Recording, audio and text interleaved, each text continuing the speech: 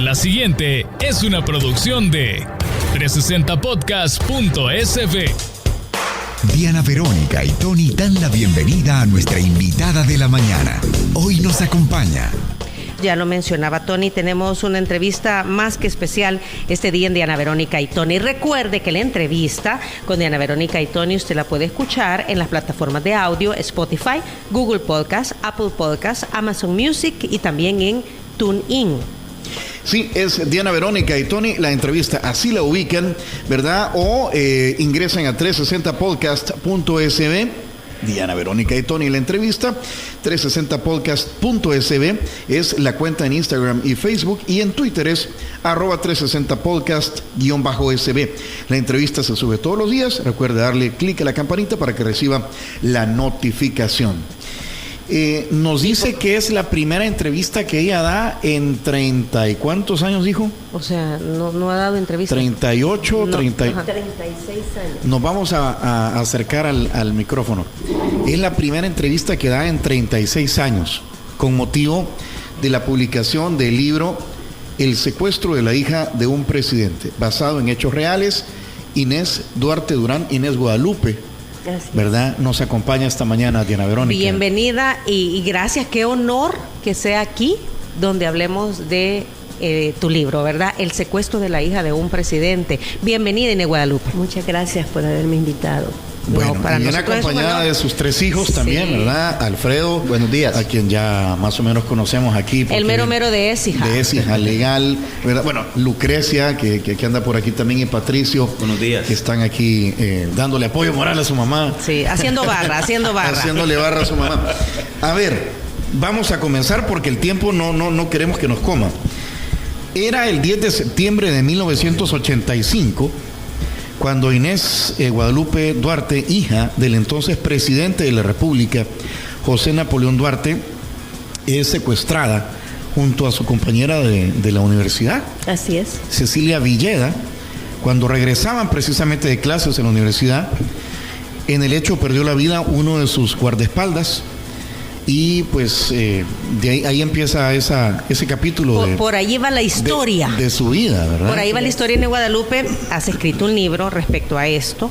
Y esta es la primera vez que vamos a conocer pormenores, vaya, ¿verdad? Y que cuentas de alguna manera pública, pues, lo que en realidad sucedió.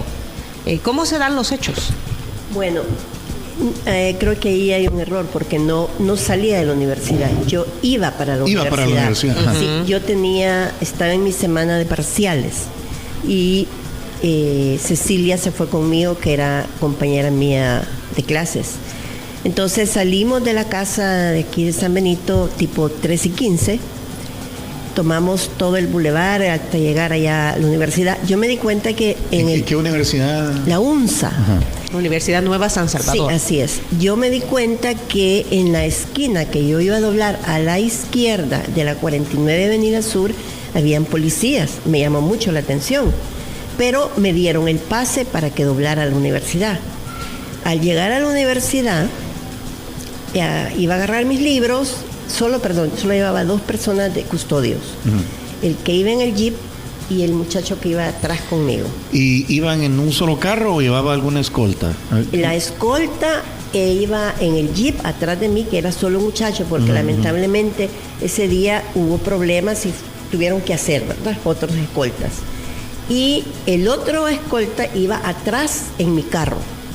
Ah, ya, ok, iban 2 vehículos. Exacto. El vehículo oficial, por así decirlo, y el particular. Estamos hablando de 1985, la mitad justamente de la guerra civil en El Salvador, y era la hija de un presidente de la República, pues llevaba escolta. Y recordemos que en ese momento también estaban dándose las conversaciones, ¿no?, con la guerrilla, la entonces guerrilla, mejor dicho, para lograr la paz. Así es.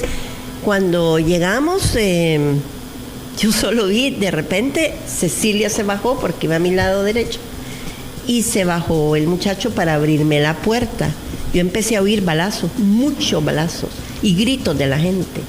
Entonces yo solo como que me agachaba, pero en eso vi que Cecilia la agarraron del pelo y que el muchacho, de repente yo solo vi sangre. Entonces yo me indigné, pero yo no había apagado el carro, no había quitado las llaves. Yo traté de arrancar el carro, pero no me dejaron, es lógico.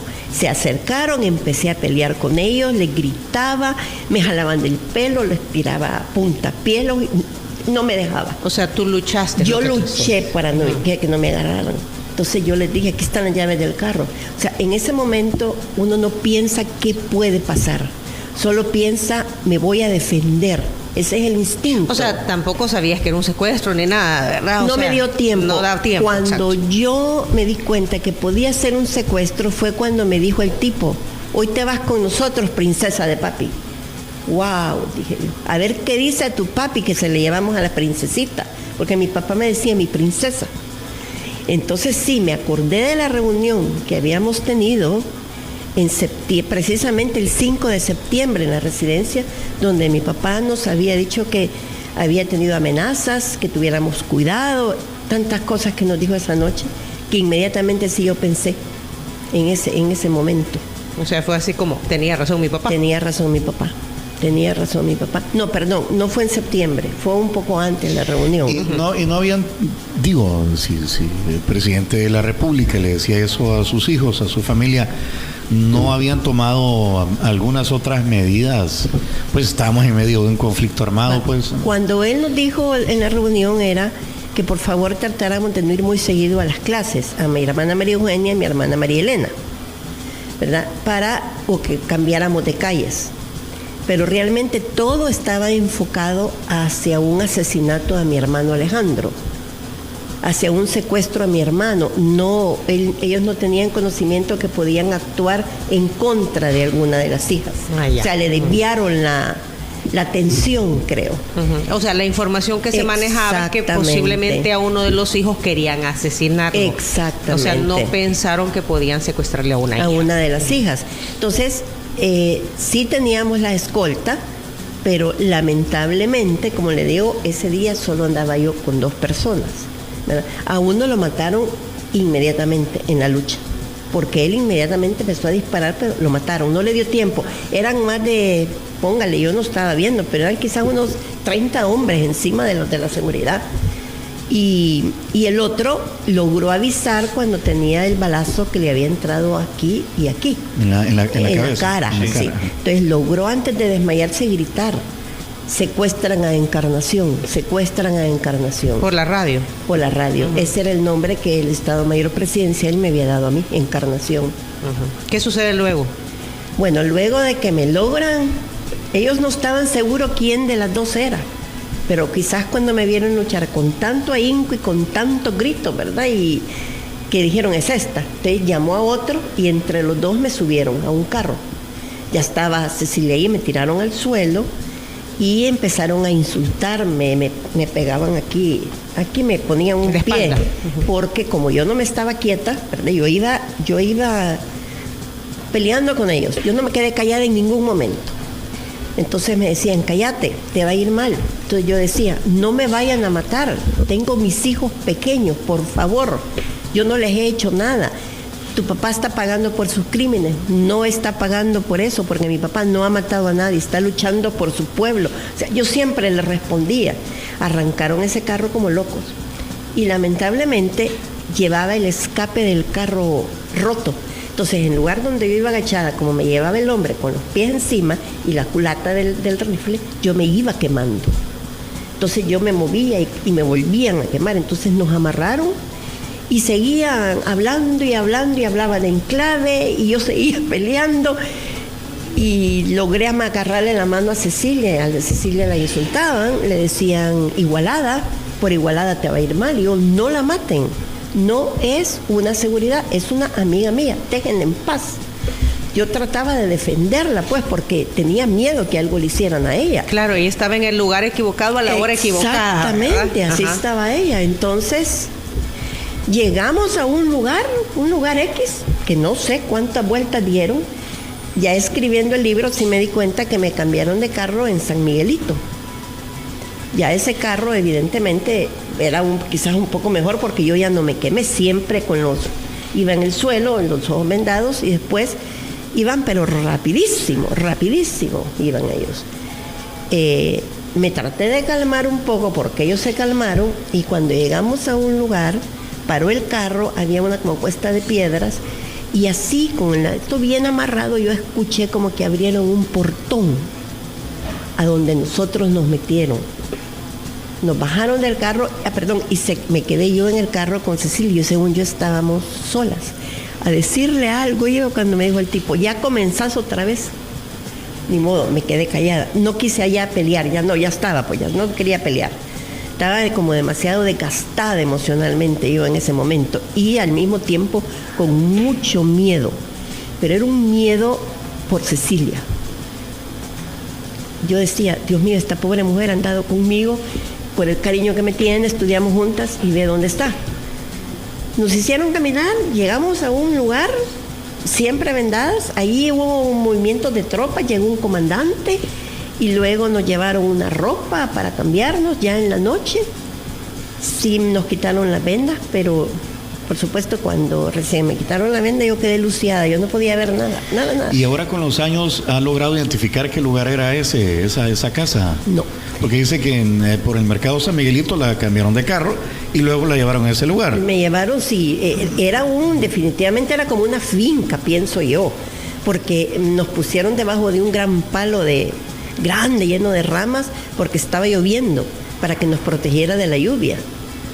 Pero casa, no, como yo no vi nada y cuando me quitaron la venda estaba tan oscuro que no había luna, no había nada como para ver, yo solo escuchaba helicópteros y ellos ponían el radio como a propósito. Mira lo que pasó, se murió tal, y yo no sabía que había muerto el muchacho Palomares, para torturarme pues emocionalmente. Entonces, mira, tu papi te anda buscando, pero jamás nos va a encontrar, cosas así, ¿verdad? Entonces me dijo Cecilia, ya no le respondas, cállese, me dijo, cállese mejor, ¿verdad? Y nos dieron un burro para empezar a subir la cuesta, y nos dijeron claramente que íbamos a encontrar personas, pero que no hiciéramos ningún gesto. Y encontramos varios campesinos que le decían, adiós compas. Yo íbamos con los ojos destapados, pero era una cuesta llena de piedras, cuestas bajadas.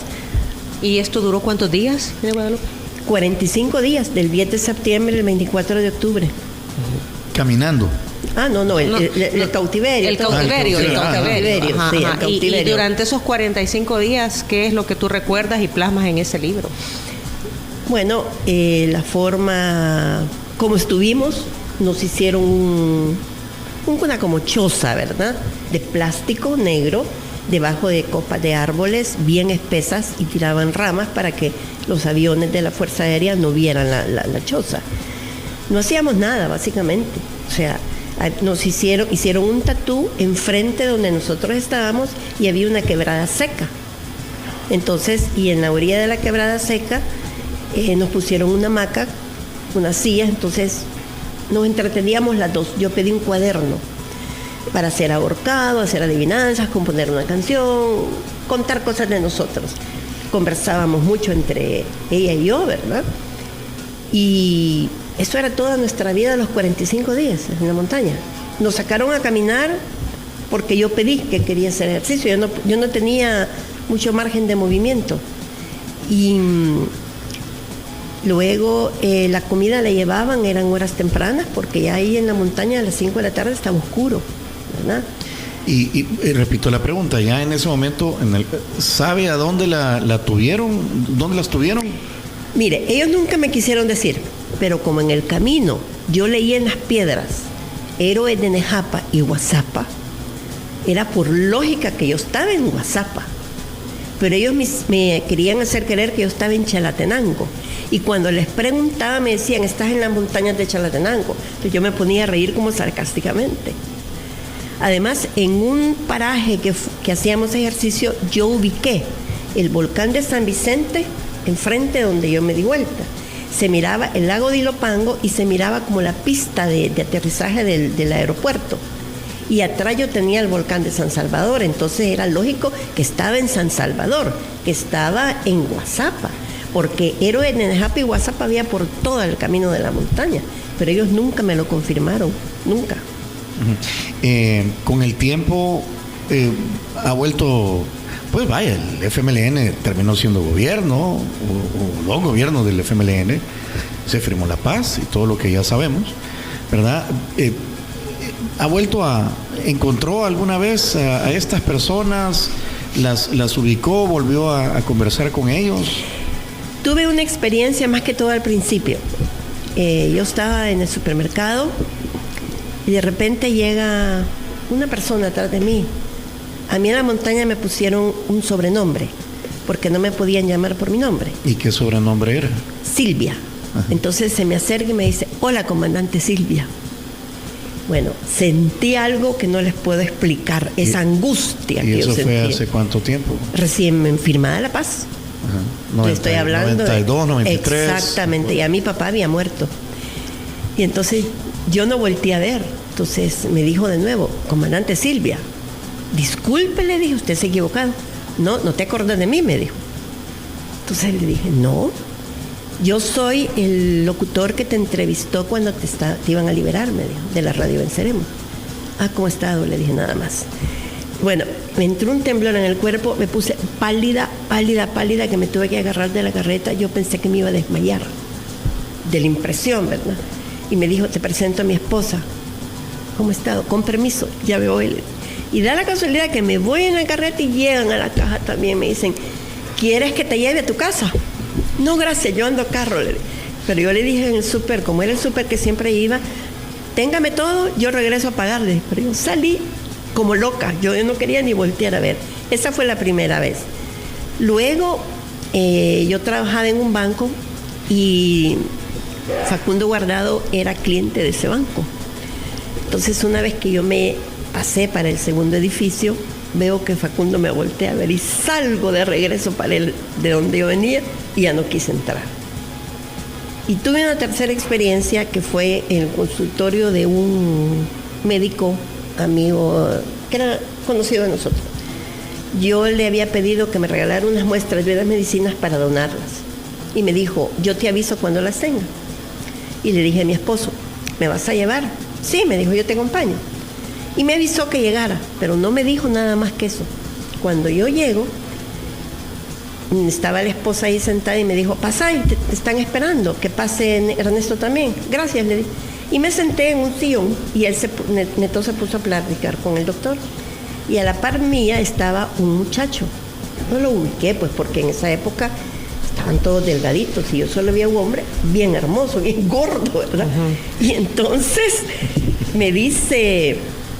Había pasado a mejor vida. Exactamente. Entonces me dice: ¿te acordás de mí? Disculpe, le dije, yo no lo conozco. ¿No te acordás de mí, Silvia? Me dijo. Ay, Dios santo, dije otra vez. Ajá. Entonces yo fui de los comandantes que llegaba a verte, me dijo, y que te dimos la chumpo porque hacía mucho frío. Francamente no le pude contestar. Pero sí vinieron las memorias. Inmediatamente. O sea, ubicaste sí, quién lo era. ubiqué. Lo que pasa es que, como le digo, estaba gordo, entonces yo los ubicaba como los había visto. Y solo me le quedé viendo, me puse pálida, no le pude contestar nada y le dije a mi esposo: nos vamos ya de aquí, le dije. Ya de aquí nos vamos, le dije. Pero todo esto y este señor que estaba haciendo ahí, ese era paciente. Amigo de él. Entonces, ¿fue circunstancial? No, a propósito, él trató de que lo viera yo. O sea, él era amigo de él, entonces del doctor. Del doctor. Entonces, ¿qué es lo que hizo? Tratar de que yo entrara y viera a alguien de ellos, pues. Uh-huh. Quizás él le comentó, yo estuve, y entonces le dijo: yo la traigo para que platiquen o algo, pues. Pero de ahí para allá, la amistad para mí de este doctor se murió, pues, porque lo que me hizo no era correcto. En esos 40 y tantos días, 45 días, ¿qué le decían? Es decir, aparte de las conversaciones cotidianas, pero digamos, porque vaya, dice que llegaban a ver la comandante del FMLN en aquel entonces, es decir, ¿cuál era la comunicación o los mensajes que...? Ellos llegaban por lo general en la noche o ya bien de madrugada. Y ellos me trataban de sacar conversaciones, me preguntaban sobre tópicos políticos, de gobierno, por ejemplo, cómo es la relación de su papá con la Fuerza Armada, cuánto es lo que entra de remesas, que usted entra al Consejo de Ministros, ¿qué es lo que discuten? ¿Cuál es el comité económico? ¿Cuál es la relación de la embajada americana con su papá? ¿Tiene una relación directa? ¿Son amigos?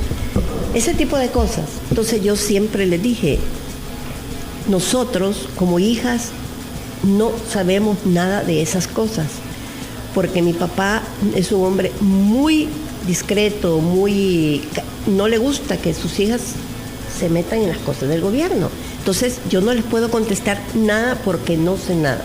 ¿Cómo es la relación del ministro de la Defensa? ¿Usted sabe si su papá va a seguir en el diálogo?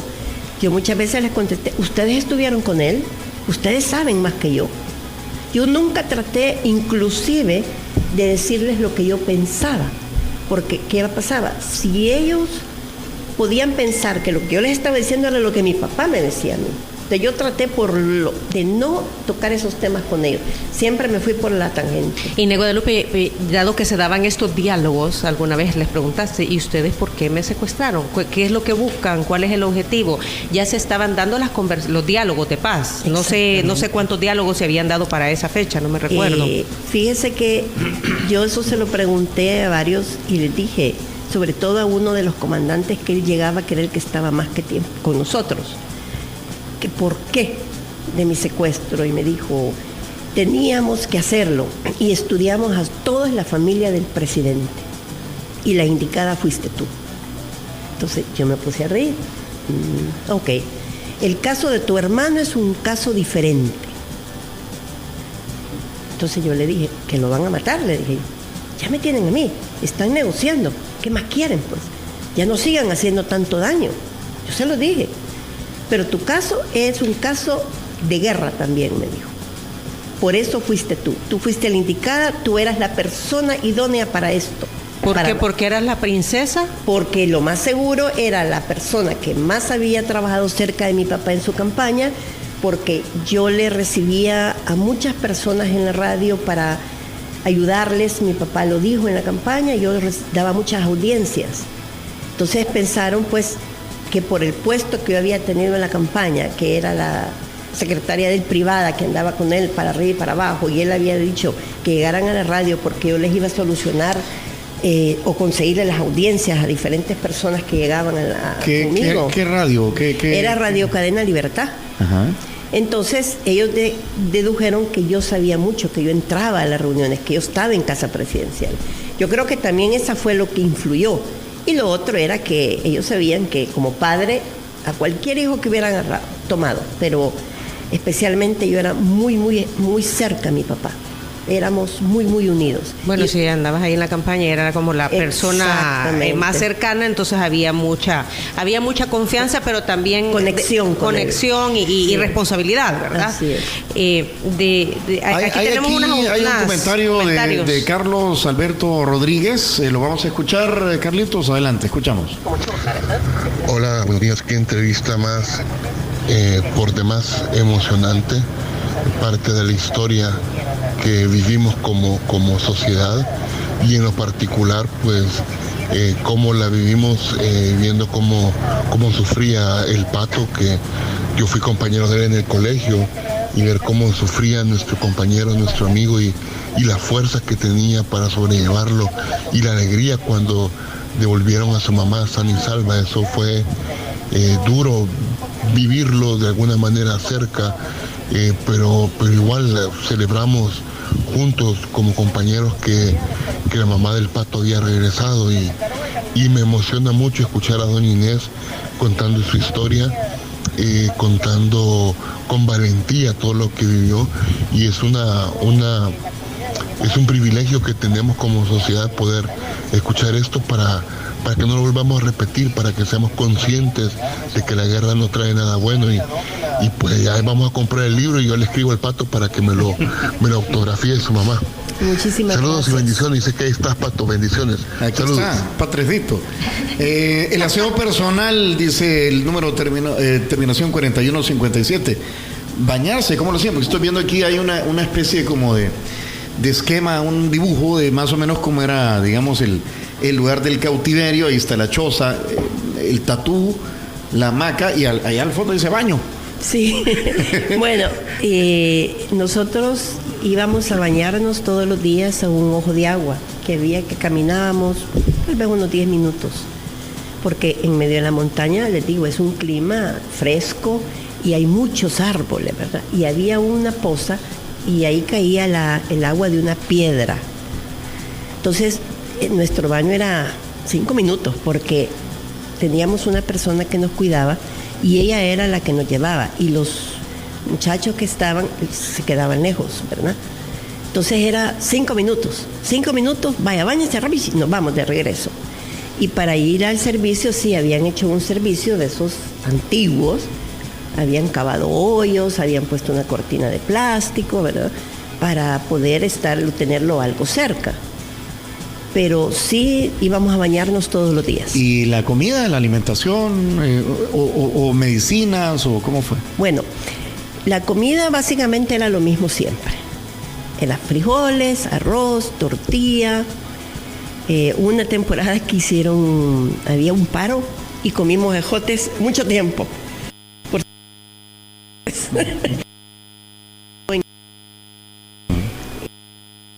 Medicinas, yo tuve un ataque de migraña cabalmente el día siguiente que me secuestraron. Un ataque de migraña espantoso porque yo padecía de migraña. Y los comandantes pidieron las medicinas y me recostaba mucho porque los ojos se me inflamaron y como yo lloraba y enfrente de ellos yo no lloraba. ¿Hubo algún médico? No, nadie. O sea, yo pedí mis medicinas, que yo sabía lo que tenía que tomar. Tú ya tomabas. Uh-huh.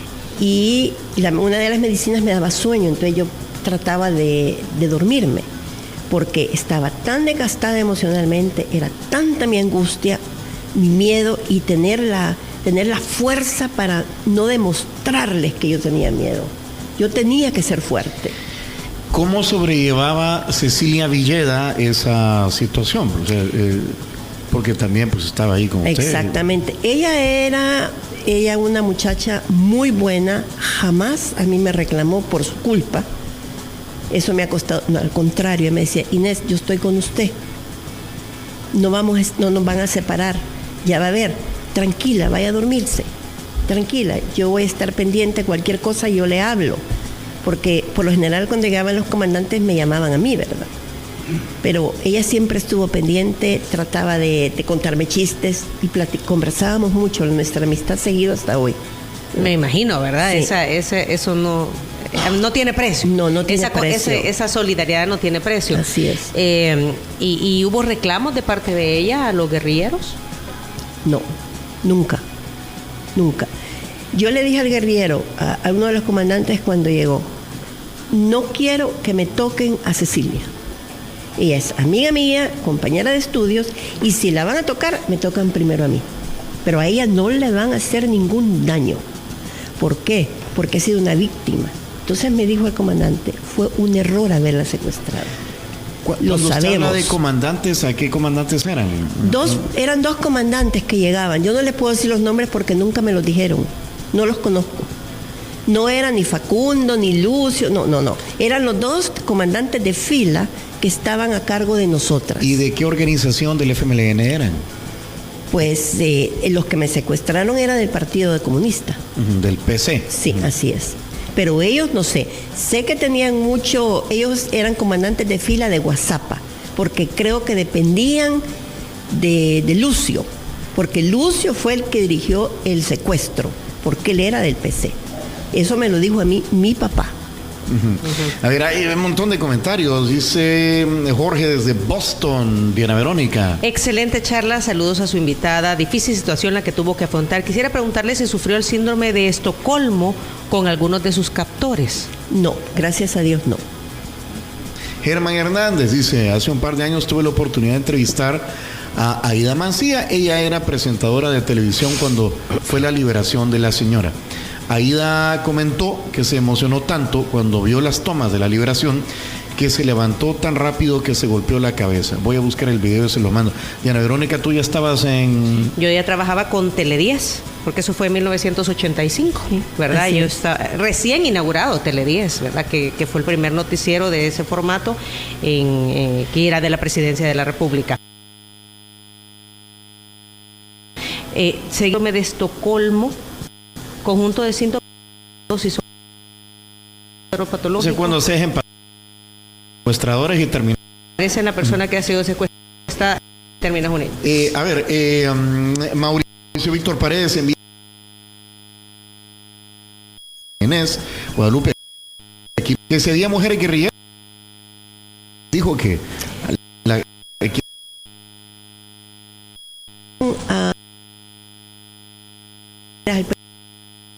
primera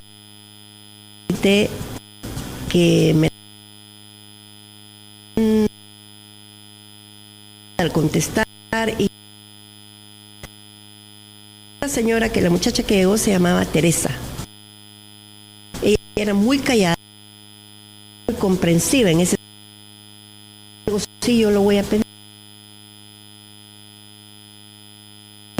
Yo te vi las dos mujeres que yo vi. Luego,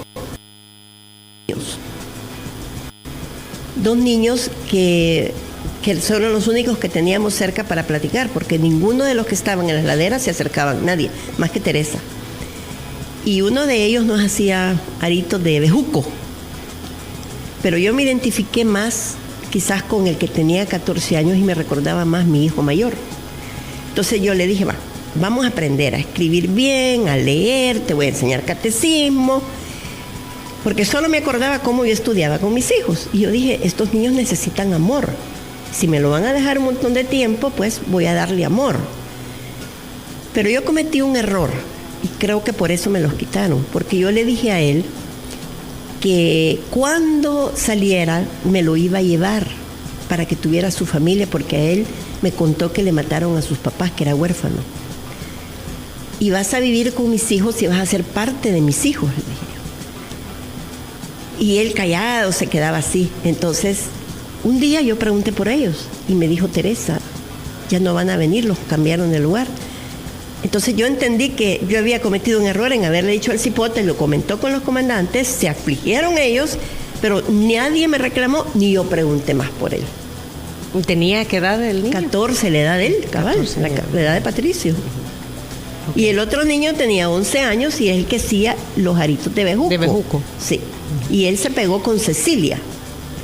¿En algún momento le daban algún tipo de información sobre estamos negociando con su papá, con el gobierno, muy pronto la vamos a liberar, o las cosas no van bien, o queremos intercambiar? ¿Es cierto que la intercambiaron finalmente por Nidia Díaz? Sí, hubo 3 comandantes que tenían ellos, pero mi papá dijo que la negociación se hacía completa.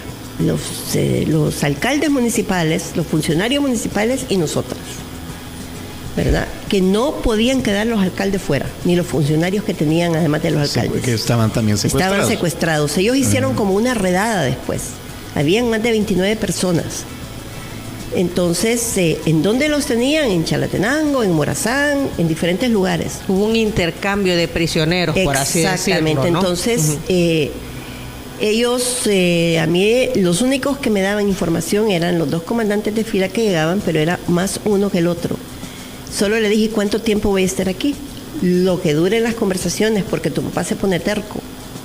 Es que mi papá jamás le dije, yo voy a hacer algo incorrecto, que vaya en contra de sus principios. Pero ya va a ver, mi papá me va a sacar de aquí. En octubre que se rompieron el 10 más o menos de octubre, por ahí fue, me dijo uno de ellos que iba a pasar Navidad.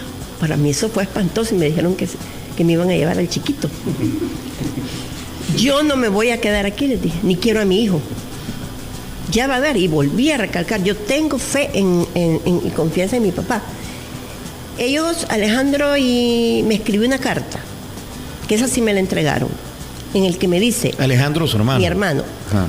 Que estaban negociando, que tuviera fe y que no hiciera absolutamente nada que dañara a mi persona. Él me hablaba de quererme escapar, ¿verdad? Uh-huh.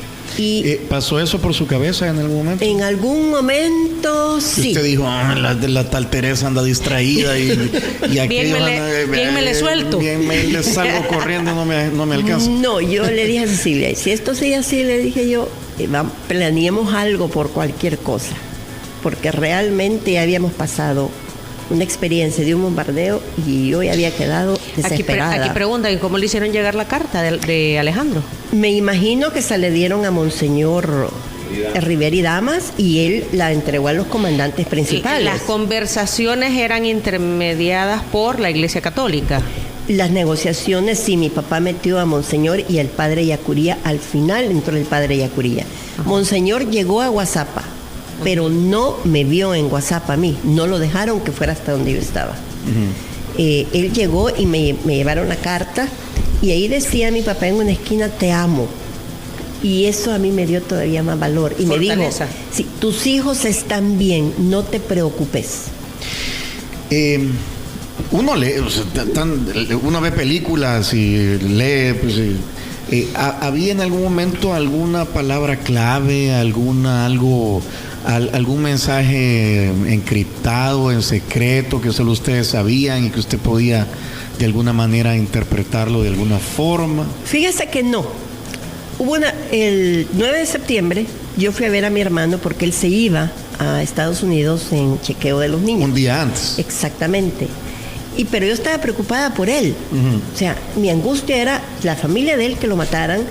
Él, entonces me dijo, no te preocupes, no hemos salido para nada, yo me voy mañana temprano, el vuelo salía a las 6 de la mañana, pero vamos a tener una clave entre los dos, me dijo, solo tú y yo, si a mí me secuestran.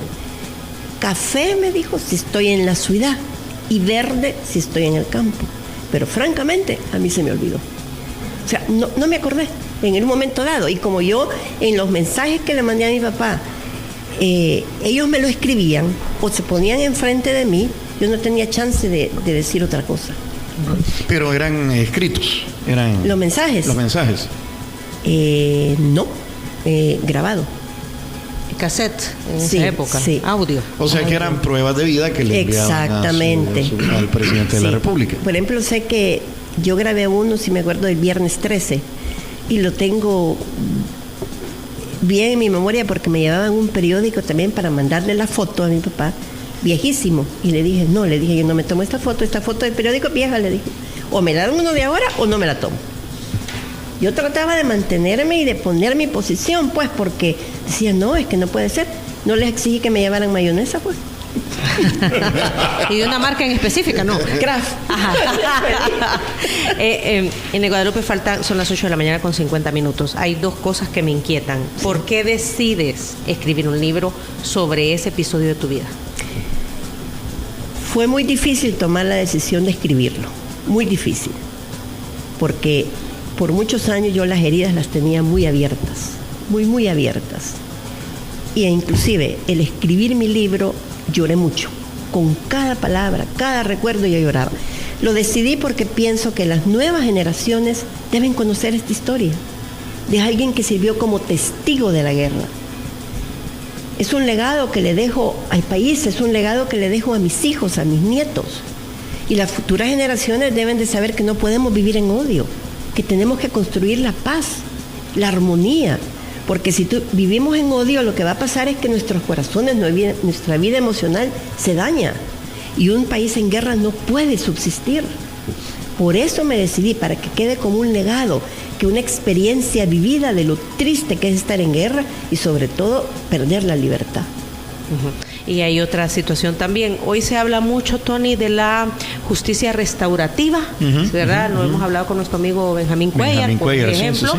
¿Verdad? Y se habla mucho de que, si bien es cierto, muchos dicen no hay que estar reabriendo las heridas del conflicto armado, pero hay situaciones que se dieron, como tú lo has dicho, el tema de tu secuestro, que marca una parte de tu vida. ¿Qué piensas sobre este tema? Lo que dicen es, miren, no se trata de meter a la cárcel a nadie, se trata de saber qué pasó y que las partes involucradas se pidan perdón. ¿Qué piensas al respecto? Yo creo que eso es lo que debe de ser, que las partes involucradas en todo hay que pedir perdón, hay que ser humilde, porque no podemos vivir con una paz superficial, hay que ser justos. Hay que aceptar el yo me equivoqué. Exactamente, hay que aceptar yo me equivoqué de una parte y del otro lado ser consecuente con lo que se va a dar por esa equivocación a otra persona. No actuar con saña, pensar antes de ejecutar un castigo o lo que fuera. Eso es lo que yo pienso. Porque no sé, este episodio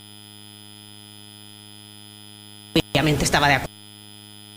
Guadalupe, o sea, ¿qué hubieras esperado tú? O sea, pienso yo, Mini Guadalupe, o sea, te quiero pedir perdón por lo que pasó, no fue lo correcto, no sé, se me vienen un montón de cosas a la cabeza, pero ¿qué piensas de esas situaciones? No sé si él me hubiera pedido perdón, pero yo pienso que si yo hubiera sabido que él iba a llegar, que quería hablar conmigo, yo tal vez no me hubiera cortado, yo me hubiera preparado mentalmente y le hubiera hecho un tipo de preguntas diferentes a los que yo hacía en la montaña. Porque quiero decirle algo, cuando yo estaba ya cerca de la liberación, Lucio, que ya murió, me dijo que quería que me despidiera de la tropa que me había cuidado. Y efectivamente lo hice. Yo ya estaba en la camioneta de la Cruz Roja Internacional y me bajé. ¿Y qué les dijo? Ellos se acercaron y todos me abrazaron. Y yo les dije, gracias. No tenía otra cosa que decirles. Porque yo pienso que tanto mi seguridad, ¿verdad?, dio la vida por mí. Pero como yo me decía, son dos bandos. Entonces, muchos de ellos están porque no tenían otro camino que seguir. Muchos de ellos no sabían ni a lo que iban cuando estaban. Habían niños, habían jóvenes. Entonces yo solo les dije, gracias. Cada uno me abrazó. La liberación se da el 24 de octubre de 1985 en la localidad de Tenancingo, a 42 kilómetros de San Salvador. Llega Arturo Rivera y Damas a recibirla, entiendo yo, y los embajadores de Francia, México y Alemania, y a ellos la entregan. Sí, caminamos la parte central del pueblo, con Facundo a un lado, Lucio al otro, y Lucio toma... A Facundo hasta ahí lo vio. Lo vi cuando me movieron de montaña, porque yo me moví de montaña, porque del lugar donde estaba me llevaron para bajar a Tenancingo.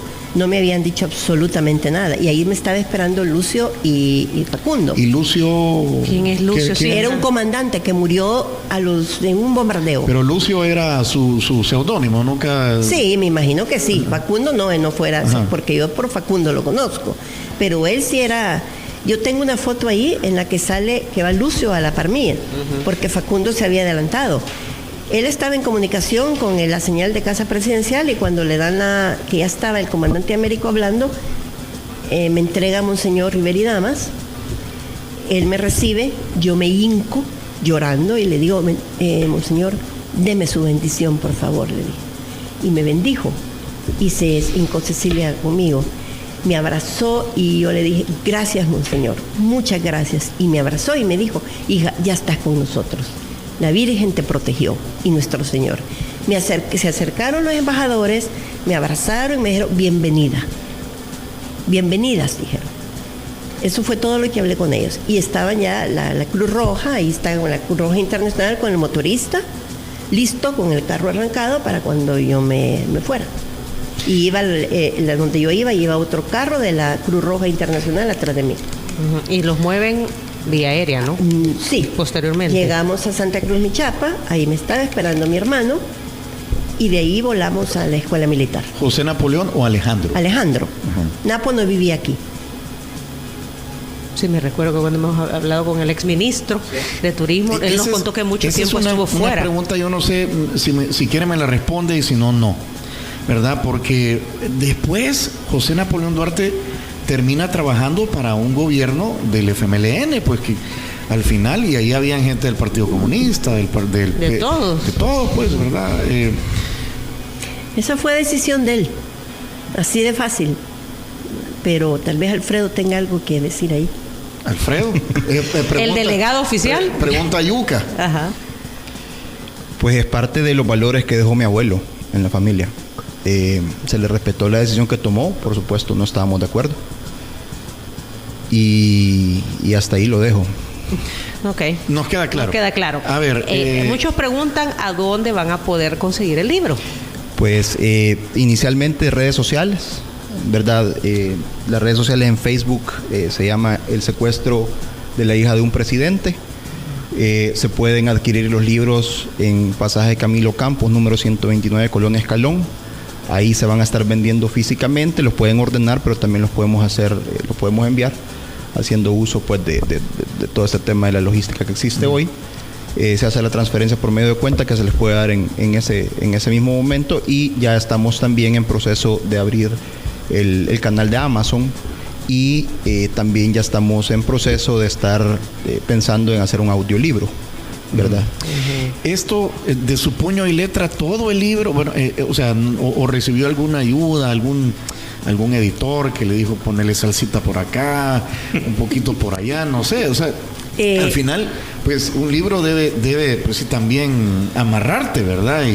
Y hacer que querrás seguirlo hacia adelante. Bueno, la historia la he escrito yo, porque era mi vivencia.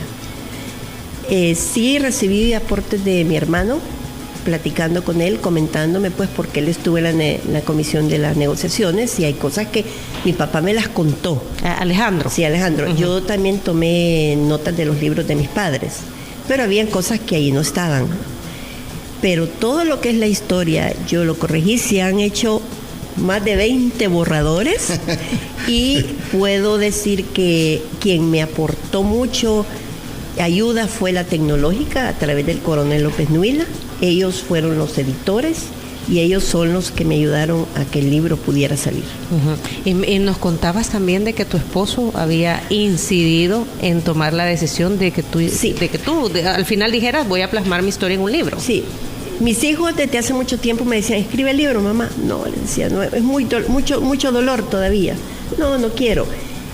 Y después mi esposo me dijo, mira, hija, tienes que escribir el libro. Ya tienes tantos nietos, ya son 6 niños.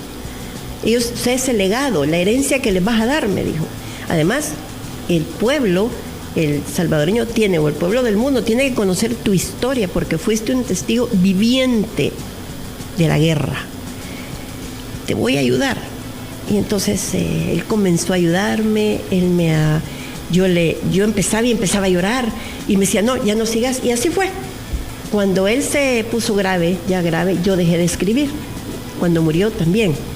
Y ya no volví a tocar el libro hasta en junio de 2020, que regresé a la casa después que se abrió lo de el encierro, uh-huh, porque durante el encierro yo pasé en casa de mi hija Lucrecia.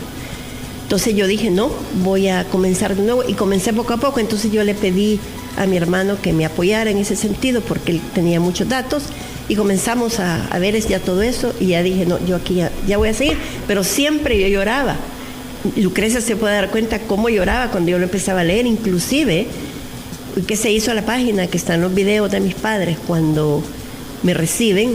He llorado como no tiene idea, antier, y ayer cuando yo di las palabras no podía hablar. Es que ayer hubo una ceremonia de bendición de la obra, del libro, ¿verdad? Al lector, al que termine, o sea, ¿cuál es ya más o menos Diana Verónica pues se lo preguntó, pero de manera personal, ¿qué mensaje le quisiera dejar al que lea esto? Yo lo que quiero dejar es el mensaje de la paz. Quiero dejar el mensaje de amor. Que no haya odios, que no haya resentimiento, que no haya rencores. Que vivamos tratando de hacer las cosas bien hechas. Que los muchachos que les gusta la política, las personas jóvenes, antes de tomar una decisión de violencia, que lo piensen, porque no es dañar ni pensar hoy estoy en el gobierno, mañana no, y se daña a un país entero. Yo lo que quiero dar el mensaje que haya amor, que haya perdón y olvido. Eso es lo básico para que vivamos en paz. Pasar la página, ¿verdad? Así pero es. de la manera correcta. Exactamente. Y es parte de nuestra historia. Yo siempre he pensado, híjole, que hay historia, han de haber historias de historias, y no todas las hemos escuchado, las hemos conocido, ¿verdad? Bueno, se acaban de cumplir 40 años de la masacre del Mozote, y ahí está todavía gente queriendo saber la verdad. Por eso preguntaba el tema de la justicia restaurativa. Aquí están, si repetimos, Alfredo, por favor, las coordenadas para adquirir el libro, porque siguen preguntando. Sí. En la página de Facebook, el secuestro de la hija de un presidente, lo pueden encontrar de esa manera. Pueden llamar también al 2252-1561, pues el teléfono de la oficina, ahí lo tenemos, y la dirección física es Pasaje Camilo Campos, número 129, Colonia Escalón. Antes de concluir, yo solo te pedí un minuto, porque en realidad para mis hermanos, para nuestras esposas y nietos, además de ser pues un gran orgullo poder estar con mi mamá y viviendo este momento con ella, pues ayer lo decíamos, subjetivamente podríamos hablar cualquier cantidad de horas de mi madre, ¿verdad? Pues somos sus hijos, pero siendo objetivos y hablando de ella, yo creo que es una mujer férrea, ha pasado cualquier cantidad de obstáculos en su vida, y creo que el mensaje más grande que nos está enseñando y que personalmente a mí me está dejando a mis 42 años es que cualquier sueño que tengas en la vida lo puedes perseguir, no importando la edad que tengas, no importando la edad que tengas. Esto le pasó a ella hace 36 años. ¿Cuánta gente no quisiera poder escribir un libro y ni siquiera iniciamos, yo incluido? Así que pues de soñar es que se cumplen cualquier cantidad de objetivos en la vida, y ella soñó y aquí lo está dejando. Sí, claro, cumplió uno de sus propósitos de vida, ¿verdad? Dice Fernando, gracias por animarse a escribir. Su historia la conocí cuando era pequeño y es parte de la historia del país. Su libro será de ayuda para que no nos olvidemos lo mucho que nos costó la paz y todo el trabajo que nos falta por hacer. Lo que tú ya decías en tu mensaje, y aquí también, conocer y reconocer la verdad es la manera de reconciliar y perdonar, así se sana. Valiente señora, está dejando un gran ejemplo. Aquí también saludo el número 2244, es nuestra historia, dice Néstor López. Por aquí el doctor Roberto Peñachán, excelente entrevista, quisiera saber dónde puedo encontrar el libro, ya lo ha compartido. Lo importante es ingresar, creo yo, lo más fácil, sí, ingresar a la página en Facebook. A la página en Facebook, secuestro de la hija de un, igual que el libro, se le va a responder. Aquí tengo a la de logística, de distribución, y ahí está el gerente de mercadeo. Bueno, entrevista y por Diana Verónica y Tony a hablar y a presentar el libro, ¿verdad? Bueno, Roberto López. Otro mensaje, lo escuchamos rapidito. Sí. Hola, bueno. Solamente tal vez antes que se vaya, tal vez nos pueda decir, y la felicito por escribir la historia, ya que todos escuchamos en los años 80 varias versiones y confusiones, ¿verdad? Una de ellas era de que habían liberado a algunas personas a cambio de ella, pero que había sido planificado por el mismo presidente. ¿Alguna vez le llegó eso a los oídos? Saludos. No, es que hubo un intercambio de prisioneros. Ella lo decía hace un rato, Inés. La Iglesia Católica también se intervino porque quería que bajaran dentro del canje de los alcaldes y de mi persona y Cecilia todos los lisiados de guerra, para que se fueran a hospitales, ciegos, cojos, mancos, operados, ¿verdad? Eso fue una parte humana del conflicto, que pudieran bajar y pudieran irse a curar. Eso fue lo que también la Iglesia negoció, no solo los prisioneros de guerra. Pero para responder, sí, no, mi abuelo no tuvo nada que ver en eso, pues. Sería completamente ilógico pensarlo. Entiendo que es una versión, pero no, nada que ver con la realidad. Ok. Felicidades por esta entrevista. Como madre y mujer muy orgullosa de una salvadoreña que vivió la guerra en carne propia, como muchos de nosotros, un gran orgullo. Gracias, Inés Guadalupe, nuevamente por el tiempo y el valor. Venía con barra aquí, ¿verdad? Con sus hijos. No, de verdad que qué honor y qué bueno que ustedes estén aquí también, ¿verdad? Para uno de mamá es muy importante. Sí recuerdo esas imágenes, las tiene Teleprensa, las tiene cuando va aterrizando el helicóptero. Usted baja, ¿qué es lo primero que le dice a su padre o qué se dicen? Fíjese que la primera persona que yo abracé fue mi madre. Ella corrió, estaba lloviendo y no le importó, corrió y me fue a abrazar y lloraba y lloraba. Y yo la abrazaba y le decía, mamita, ya estoy aquí, mamita. Y eso es lo único de ahí. Mi papá, se acercaron ellos, me abrazaban, lloraban. Mi papá estaba haciendo un gran esfuerzo por no llorar. Y yo solo sentía los brazos de mi papá, pero apretados. Y en el video se ve que me aprieta así duro. ¿Por qué? Porque no me quería soltar. Él me volvía a abrazar, me daba besos, ¿verdad?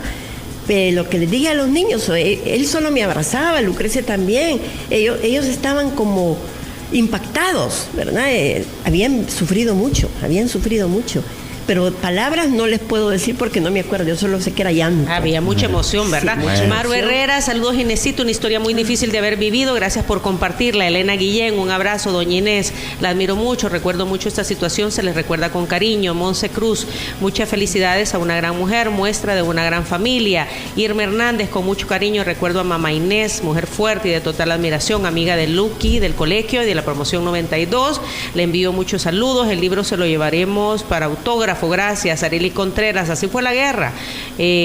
Saludos de la promoción 92 de La Pana para doña Inés y su familia, Lucrecia Navas Duarte, Elena Guillén.